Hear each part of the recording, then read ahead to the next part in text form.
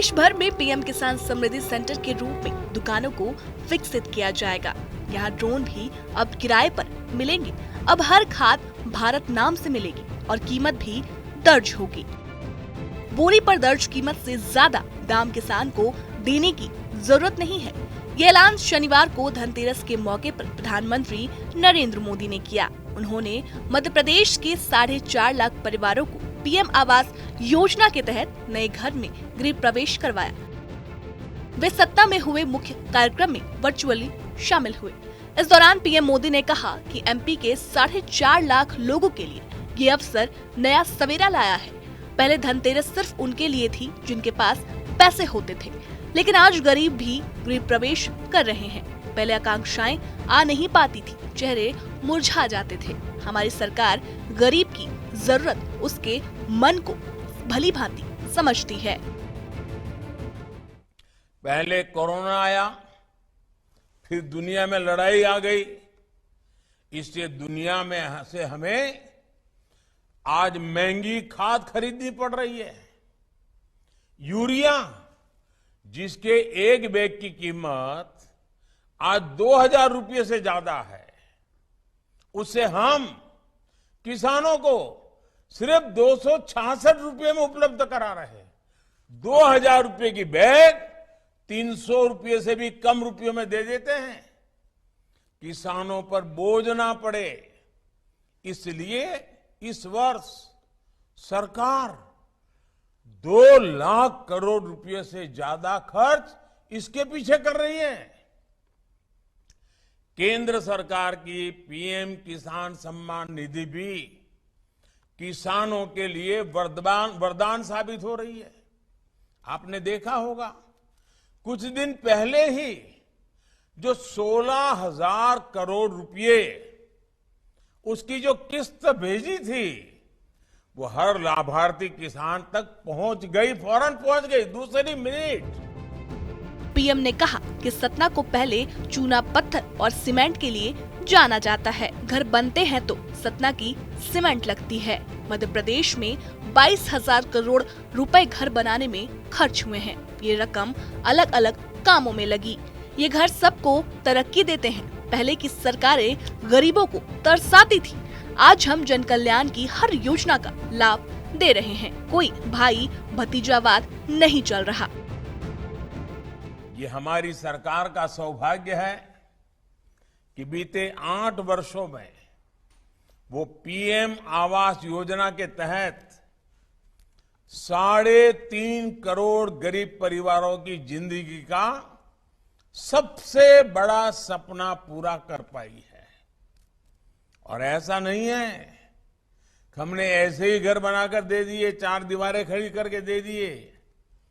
हमारी सरकार गरीबों को समर्पित है, गरीबों की है। इसलिए गरीब की इच्छा, उसके मन, उसकी जरूरतों को सबसे ज्यादा समझती है। हमारी सरकार जो घर देती है ना, उसमें बाकी सुविधाएं भी साथ होती हैं। शौचालय हो, बिजली हो, पानी हो, गैस हो, सरकार की अलग अलग योजनाएं प्रधानमंत्री आवास योजना के इस करोड़ों घरों को संपूर्ण बनाती है। अपनी सरकार की तारीफ करते हुए पीएम मोदी ने आगे कहा कि पहले की सरकारों की गलत नीतियों की वजह से मजबूरी में आवासहीनता अगली पीढ़ियों को सौंपनी पड़ती थी। लेकिन हमारा सौभाग्य है कि हमारी सरकार को इस कुचक्र से लोगों को बाहर निकालने का मौका मिला। पहले की सरकारों में प्रक्रिया पूरी करने दफ्तरों के चक्कर लगाने पड़ते थे, रिश्वत देनी पड़ती थी, जिसका घर उसकी पसंद परंपरा का महत्व नहीं रह जाता था। घर अगर थोड़े बहुत बने भी तो गृह प्रवेश नहीं हो पाता था। लेकिन हमने स्थिति को बदल दिया। पहले अगर घर गरीबों के लिए घोषित होता भी था तो उसको टॉयलेट अलग बनाना पड़ता था। बिजली, पानी और गैस के कनेक्शन के लिए अलग अलग सरकारी दफ्तरों के कई बार चक्कर लगाने पड़ते थे। पहले की सरकारों में इस पूरी प्रक्रिया को पूरा करने के लिए गरीब को कई दफ्तरों में रिश्वत भी देनी पड़ती थी। यही नहीं, पहले गरीबों के नाम पर घरों की घोषणा तो हो जाती थी, फिर सरकार बनाती थी कि इस तरह का घर बनेगा, वही हुक्म करती थी। वहीं कार्यक्रम को संबोधित करते हुए प्रदेश के सीएम शिवराज सिंह चौहान ने कहा कि जिन्हें राशन नहीं मिल रहा है उन्हें सीएम जनसेवा अभियान में नाम लिखकर जोड़ा जाएगा। बीजेपी की सरकार है, किसी को चिंता की जरूरत नहीं है। हर किसी को राशन मिलेगा, सबको मकान मिलेगा, इलाज के लिए आयुष्मान कार्ड सभी के पास होंगे। अभी सीएम जनसेवा अभियान में अलग अलग योजनाओं में 68 लाख लोगों के नाम जोड़े जाने हैं। प्रधानमंत्री जी के नेतृत्व में आज भारत आगे बढ़ रहा है। सचमुच में उनके नेतृत्व में एक वैभवशाली भारत, एक गौरवशाली भारत, एक संपन्न भारत, एक समृद्ध भारत, एक शक्तिशाली भारत का निर्माण हो रहा है। मैं आपसे पूछना चाहता हूं, बताओ जितना सम्मान आज अपने देश का है दुनिया में, पहले कभी था क्या? अरे जोर से बताओ, था क्या? कांग्रेस के जमाने में ये मान और सम्मान का भाव नहीं था, लेकिन आज तो अगर रूस और यूक्रेन में युद्ध होता है और युद्ध के बीच से भारत का तिरंगा झंडा लेके अगर हमारे बच्चे निकलते हैं तो रूस की सेना भी खड़ी हो जाती है, यूक्रेन की भी खड़ी हो जाती है, लड़ाई बंद हो जाती है। कहते हैं भारत वाले हैं, जाने दो, जाने दो। आज हमारे देश की यह हालत है, अपने आप युद्ध विराम हो जाता है। भारत की बढ़ती ताकत को अब दुनिया में कोई नकार नहीं पाता है।